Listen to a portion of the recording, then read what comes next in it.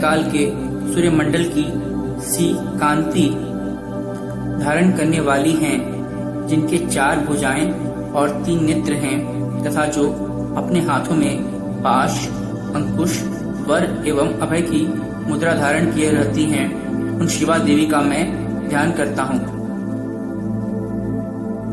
ऋषि कहते हैं, राजन, इस प्रकार मैंने तुमसे देवी के उत्तम महात्म्य का वर्णन किया, जो इस जगत को धारण करती हैं। देवी का ऐसा ही प्रभाव है, वे ही विद्या उत्पन्न करती हैं। भगवान विष्णु की माया स्वरूपा उन भगवती के द्वारा ही तुम ये वैश्य तथा अन्यान्य विवेकी जन मोहित होते हैं, मोहित हुए हैं तथा आगे भी मोहित होंगे। महाराज, तुम उन्हीं परमेश्वरी की शरण में जाओ। आराधना करने पर वे ही मनुष्यों को भोग, स्वर्ग तथा मोक्ष प्रदान करती हैं।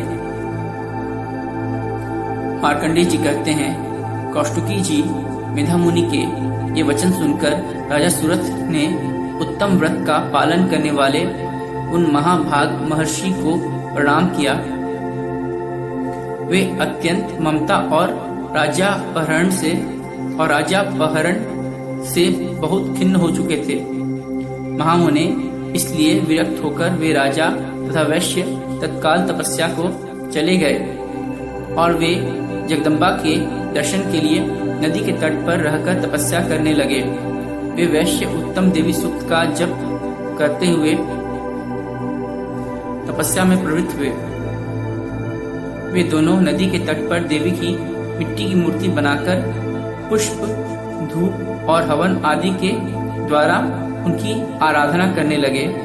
उन्होंने पहले तो आहार को धीरे धीरे कम किया, फिर बिल्कुल निराहार रहकर देवी में ही मन लगाए एकाग्रता पूर्वक उनका चिंतन आरंभ किया। वे दोनों अपने शरीर के रक्त से प्रोक्षित बलि देते हुए लगातार 3 वर्ष तक संयम पूर्वक आराधना करते रहे। इस पर प्रसन्न होकर जगत को धारण करने वाली चंडिका देवी ने प्रत्यक्ष दर्शन देकर कहा। देवी बोली, राजन तथा अपने कुल को आनंदित करने वाले वैश्य, तुम लोग जिस वस्तु की अभिलाषा रखते हो वह मुझसे मांगो, मैं संतुष्ट हूँ, अतः तुम्हें वह सब कुछ दूंगी। मार्कंडेय जी कहते हैं, तब राजा ने दूसरे जन्म में नष्ट न होने वाला राज्य मांगा तथा इस जन्म में भी शत्रुओं की सेना को बलपूर्वक नष्ट करके पुनः अपना राज्य प्राप्त कर लेने का वरदान मांगा। वैश्य का चित्त संसार की ओर से खिन्न एवं विरक्त हो चुका था और वे बड़े बुद्धिमान थे, अतः उस समय उन्होंने तो ममता और अहंता रूप आसक्ति का नाश करने वाला ज्ञान मांगा। देवी बोली, राजन, तुम थोड़े ही दिनों में शत्रुओं को मारकर अपना राज्य प्राप्त कर लोगे। अब वहां तुम्हारा राज्य स्थिर रहेगा। फिर मृत्यु के पश्चात तुम भगवान विवस्वान के अंश से जन्म लेकर इस पृथ्वी पर सावर्णिक मनु के नाम से विख्यात होोगे। वैश्यवर्य, तुमने भी जिस वर को मुझसे प्राप्त करने की इच्छा की है उसे देती हूँ, तुम्हें मोक्ष के लिए ज्ञान प्राप्त होगा।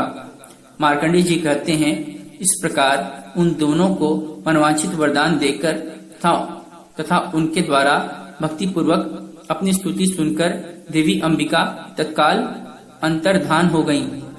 इस तरह देवी से वरदान पाकर क्षत्रियों में श्रेष्ठ सूर्य से जन्म ले सावर्णिक नामक मनु होंगे। ओम नमः चंडिकाय।